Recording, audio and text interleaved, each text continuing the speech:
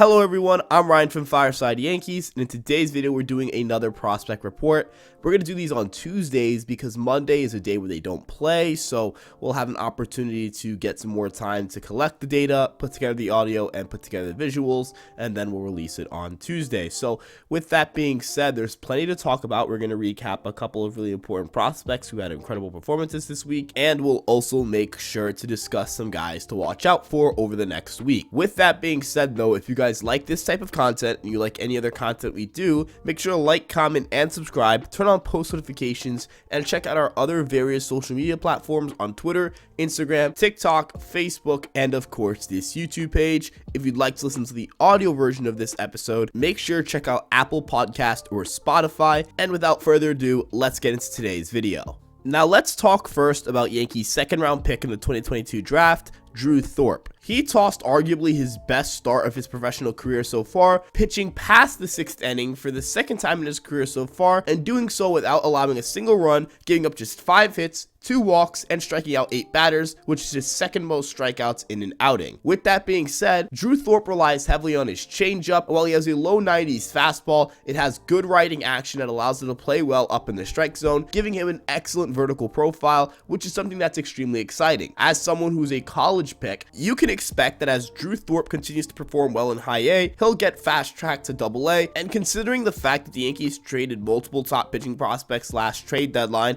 including but not limited to Luis Medina, Ken Waldichuk, and Hayden Wesneski, the Yankees are going to need to replenish that part of their farm system quickly, and guys like Drew Thorpe should help play a key role in that. And as the Yankees continue to improve as a farm system and as an organization, it'll be critical for them to hit on picks like this and consistently develop pitching talent from within, which is something the Yankees haven't done consistently in recent years. Equally as impressive, if not more impressive to start the year, is fellow 2022 draftee Chase Hampton, who was selected in the 6th round by the Yankees and has been excellent with high A. Now, they're both teammates, so I wonder how this will affect their timelines, but Chase Hampton has been equally as good, if not better, putting up a 3.10 ERA on the season and a 2.96 FIP, striking out 39.2% of batters faced, and in his last outing, he was excellent. He struck out 29.2% of batters faced, which resulted in 7 strikeouts in 5 1/3 innings pitched, allowing just 2 runs and 2 more unearned runs on a home run, 2 walks, and 5 hits. Chase Hampton relies on a strong 4-seam fastball and a really good slider, and since he pitched in spring training, we actually have some StatCast data on it.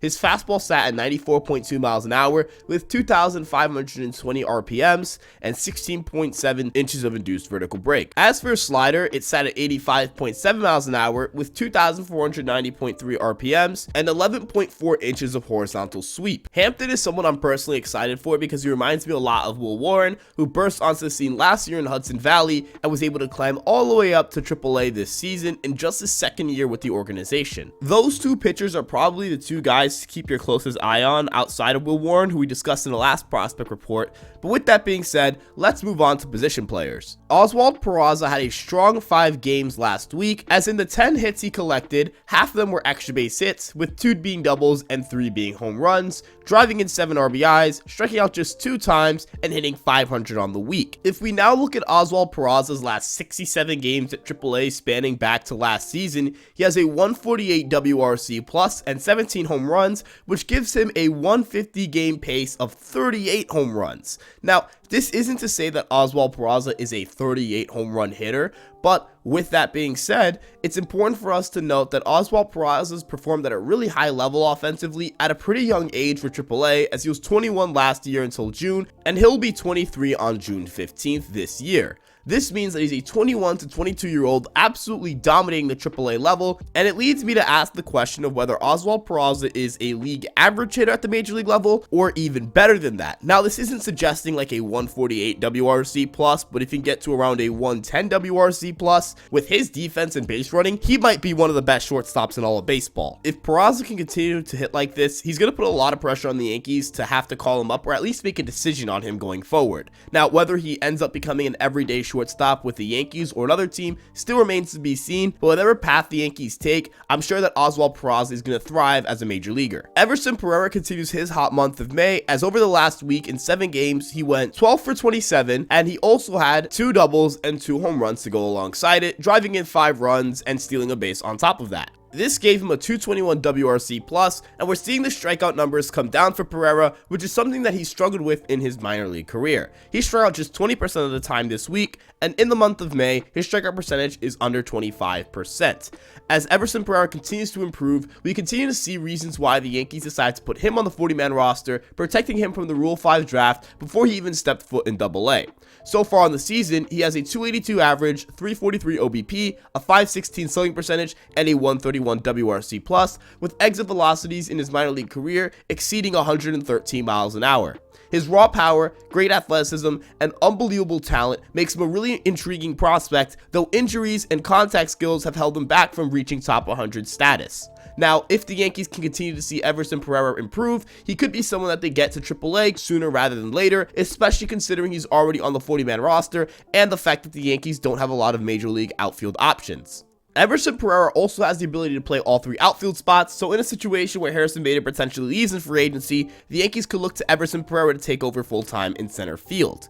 With that being said though, his teammate Austin Wells is probably the most deserving candidate on this list for a promotion because quite frankly, he's too good for AA. Over the last week, he hit 3 home runs in 5 games, putting up a 216 WRC plus with a 440 OBP and 773 slugging percentage in those 5 games. Now, Austin Wells has been unbelievable for the Somerset Patriots this season, and quite frankly, I think it's foolish that he's not already in AAA. On the season, he has a 163 WRC plus with a 10.1% walk rate, a 661 slugging percentage, and a 348 OBP. He's hit 7 home runs and he's driven in 20 runs on top of that, and quite frankly, it's just getting silly at this point. Last year, he was already pretty good in AA, putting up a 129 WRC plus and hitting 12 home runs in 55 games. Now he's someone with 19 home runs at AA in just 70 games and 63 runs driven in with 9 stolen bases, not being caught once. If Austin Wells continues to hit at this level, the Yankees are going to be foolish for not calling him up sooner, and he could be someone that provides them a left-handed bat in their lineup today.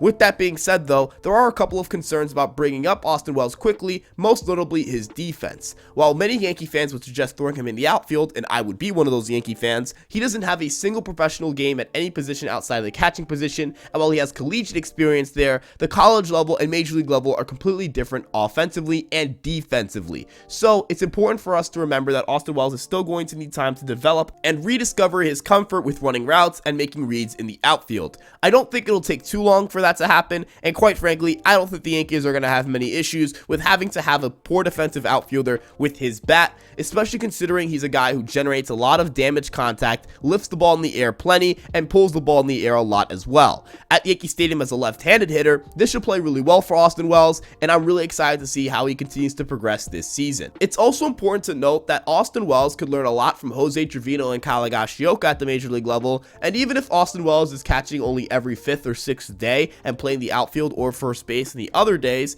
if he's able to learn about pre-game preparation, handling a major league pitching staff, and getting comfortable with the pitchers at the major league level that are on the team, we could see Austin Wells becoming a much more mature and much better defender. We see that Austin Wells has made progress as a defender already, improving his caught stealing rate and his framing numbers across the board last season, but there's still plenty to learn for the University of Arizona product, and if the Yankees want Austin Wells to be the best catcher he can be, learning from guys who are excellent defenders will play a huge role in that. With that being said, that'll wrap up today's prospect report for the week, and we hope you guys enjoyed today's video and that you guys enjoyed this type of content, and I can't wait to talk about more prospects in the following weeks. With that being said though, again, if you guys want to like, comment, and subscribe, that would be great. It helps us get our videos across to more people, and if you guys want to turn on post notifications, that would also be awesome, because not only would you guys know the next time we post a video, but there's a higher chance you guys are going to be one of the first viewers and one of the first commenters whenever we do anything of the sort. We do post-game lives as well, so if you guys want to stop by for that, make sure you guys do so.